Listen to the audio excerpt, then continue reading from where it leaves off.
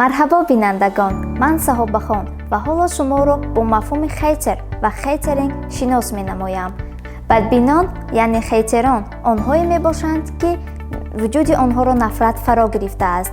яъне хейтер шахсе мебошад, ки вақт, қувваи кории худ ва асабҳои худро барои муҳокимаи дастовардҳо, афзалиятҳо ва нуқсонҳои дигарон сарф менамояд. Хейтеринг ин падидаи ҷавонон аст. равоншиносон хейтерингро падидаи ҷавонон мешуморанд ва он аз максимализм асос ёфта, мо онро тӯли солҳо аз даст медиҳем. тасаввур кардан ғайриимкон аст, ки як шахси калонсол ва ботаҷриба вақт, қувва ва асабҳои худро барои дашноми шахсони ношинос дар шабакаҳои иҷтимоӣ сарф мекунад. аммо ин нуқтаи назар солҳои охир баҳсталаб аст. аввалин маротиба хейтерон дар байни реперони ҷавон пайдо шуданд ва баъдан ба намояндагони фарҳанг ва дигар фаъолиятҳо паҳн шудааст. ташаккур, ки вақти худро дариқ надошта тамошо кардед. хайр.